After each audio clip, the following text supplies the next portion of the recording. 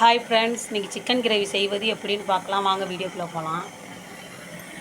எல்லா பொருளையும் எடுத்து வச்சுருக்கேன். தக்காளி, இஞ்சி, பூண்டு, வெங்காயம் மூணையும் அரைச்சி வச்சுருக்கேன். மல்லித்தலை, கருவேப்பிலை, பச்சை மிளகாத்தூள், மல்லித்தூள், தேங்காவில் என்ன ஒன்றுமே போடல, வெறும் தேங்காய் மட்டும் தான் போட்டு அரைச்சி வச்சுருக்கேன். இப்போ இங்கே சட்டி நல்லா காஞ்சிருச்சு. காஞ்சதுக்கப்புறம் கிராம்பு, பட்டை, சோம்பு, ஏலக்காய் இதெல்லாம் போட்டு பொரிச்சிக்கலாம். நல்லா பொரிச்சதுக்கப்புறம் எண்ணெய் ஊற்றிடுவோம்.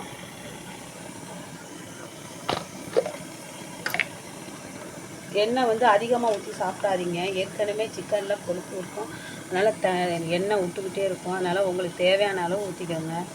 லைட்டாகவே ஊற்றிக்கோங்க. உடம்புக்கு கெடுதல். அதிகமாக எண்ணெய் ஊற்றி சாப்பிட்டிங்கன்னா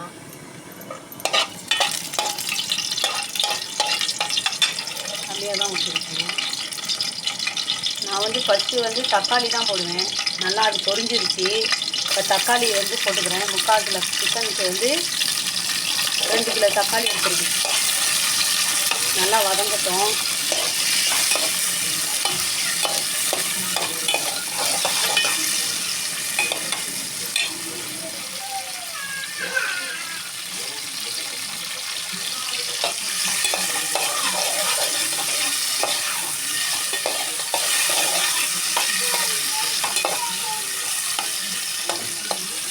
நான் கிராமத்து ஸ்டைலில் தான் எதுனாலும் செய்வேன். இந்த சிக்கன் மசாலா இதெல்லாம் நான் போடவே மாட்டேன். வீட்டில் அரைக்கிற மல்லித்தூளில் என்ன கலப்புறோமோ அதை போட்டு மஞ்சள், சோம்பு, ஜீரகம், கடுகு எல்லாம் ஒரு பிடி போட்டு நான் மல்லித்தூள் அரைச்சி வச்சுக்கிறேன். நான் மசாலா, இந்த சிக்கன் மசாலா, மட்டன் குழம்பு வைக்கும்போது மட்டன் மசாலா யூஸ் பண்ண மாட்டேன்.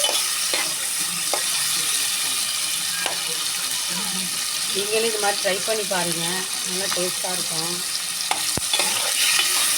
எங்கள் அம்மா எப்படி செய்கிறாங்களோ நான் அது மாதிரி தான் நானும் இங்கே நான் புகுந்த வீட்டிலே இப்படி தான் செய்வேன்.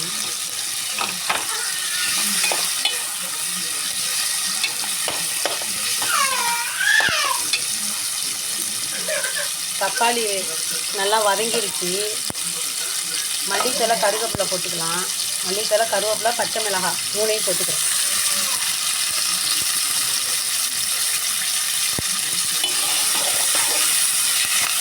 தக்காளி வதங்கினதுக்கப்புறம் போடணும். நான் இஞ்சி, பூண்டு, வெங்காயம் அரைச்சி வச்சுருக்கேன் பாருங்கள். தக்காளி ஃபஸ்ட்டு நல்லா வதங்கினதுக்கப்புறம் தான் போடுவேன். ஏன்னா பிடிச்சிப்போம் ஃபஸ்ட்டே.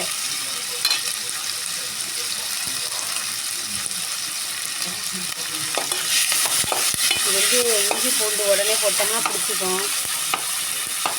நிறைய பேர் வெங்காயத்தை வதக்கி தான் செய்வாங்க. நான் இப்படி தான் செய்வேன். இஞ்சி, பூண்டு, வெங்காயம் மூணையும் அரைச்சி தான் போட்டுக்குவேன். நீங்கள் அது மாதிரி ஒரு நாள் செஞ்சு பாருங்கள், ட்ரை பண்ணி பாருங்கள். நல்லாயிருக்கும், டேஸ்ட்டாகவும் இருக்கும், குழப்பாகவும் இருக்கும். இப்போ இஞ்சி, பூண்டு, வெங்காயம் அரிஞ்சதாக போட்டுக்கிட்டேன். போட்டு நல்லா வதக்கிட்டு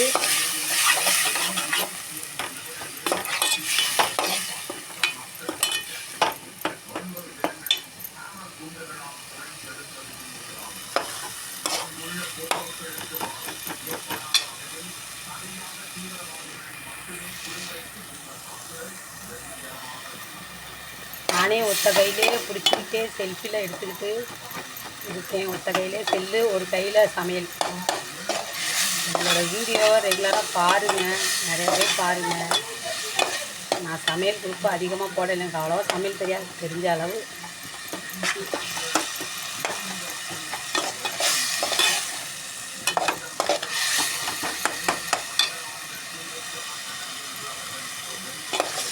நல்லா எண்ணெய் பிரியிற வரையும் கிண்டிக்கிட்டே இருங்க.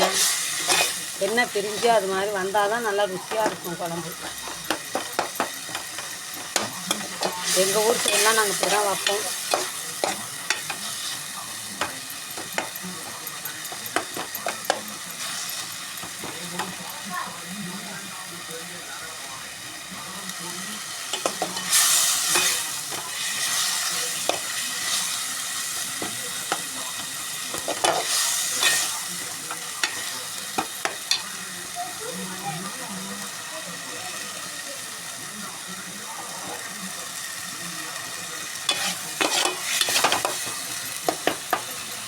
இது எண்ணெய் பிரிஞ்சு வருது பாருங்க. எண்ணெய் பிரிஞ்சு வந்ததுக்கப்புறம் நல்லா பச்சை மிளகாலாம் நசுக்கி விட்டுக்கோங்க. நாதனி பாப்பா உப்பு கொஞ்சம் தேடு.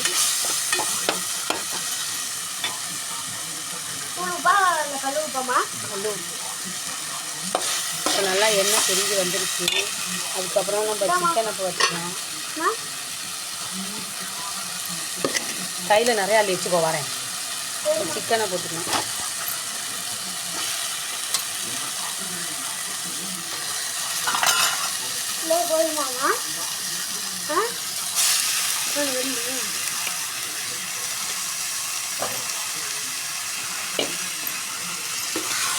சிக்கன் நல்லா கிண்டி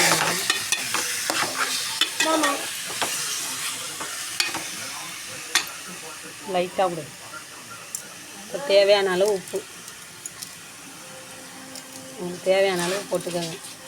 ஏன்னா எனக்கு உப்பு எதிரி வேலை, நானும் உப்பு தேவையான அளவு உப்பு போட்டுக்கோங்க. தம்பி செல்லை அப்படியே பிடிச்சிக்கப்பா, கையை கெடுக்குது அம்மா. இப்படியே பிடிச்சிப்போ, எதுவுமே பண்ணாத. சேர்த்து பிடி, செல்லையும் சேர்த்து பிடி, கவரையும் பிடி.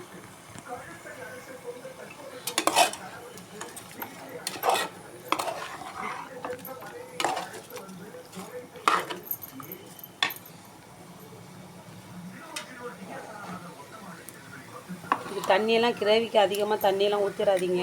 கோழி வந்து சிக்கன் வந்து தண்ணி விட்டுக்கிட்டே இருக்கும். நான் தேவையான அளவு மல்லித்தூள்,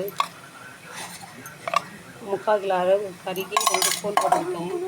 ஏற்கனவே பச்சை மிளகாய் போட்டதுனால லைட்டாக மிளகாத்தூள் போட்டிருக்கேன். உங்களுக்கு காரத்துக்கு தகுந்த மாதிரி போட்டுக்கோங்க மிளகாத்தூள். இந்த வெயில் டயத்தில் அதிகமாக சாப்பிடாதீங்க. இப்போ வெயில் டயத்தில் மழையும் பெய்யுது, ஹீட்டு அதிகமாகும்.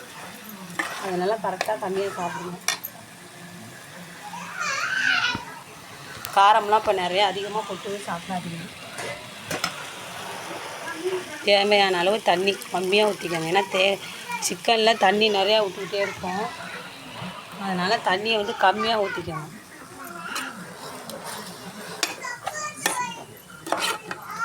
உன் பையனை செல்லை பிடிச்சிக்கடானே அவன் போட்டுட்டு ஓடிய போயிட்டான். ஜாலினிங்க வா, செல்லை பிடிச்சிக்கோ.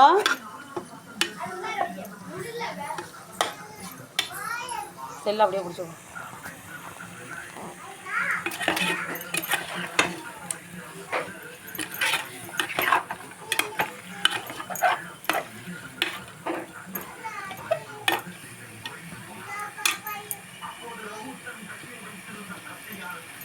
நல்லா கொதியுது. அதுக்கப்புறம்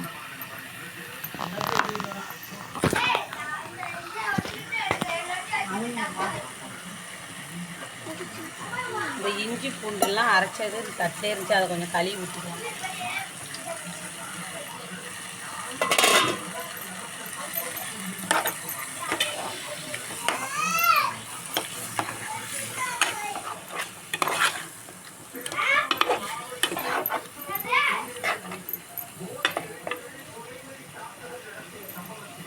இப்போ அரைச்சி வச்ச தேங்காய் பால் ஊற்றிக்கலாம். வெறும் தேங்காய் மட்டும்தான் போட்டு அரைச்சி வச்சுருக்கேன். இப்போ அரைச்சி வச்ச தேங்காய் பாலை போட்டு ஊற்றிக்கலாம்.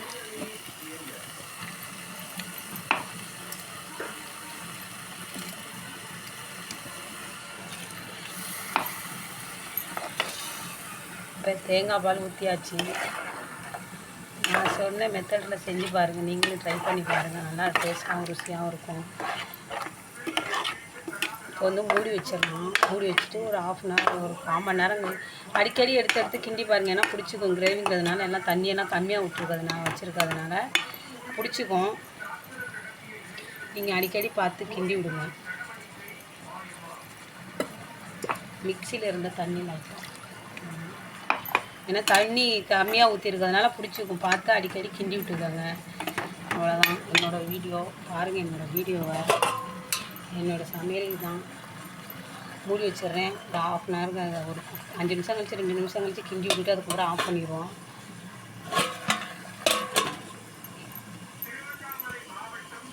என்னோடய சமையல் முடிஞ்சிருச்சு. பாய். நீங்களும் செஞ்சு பாருங்கள், ட்ரை பண்ணி பாருங்கள்.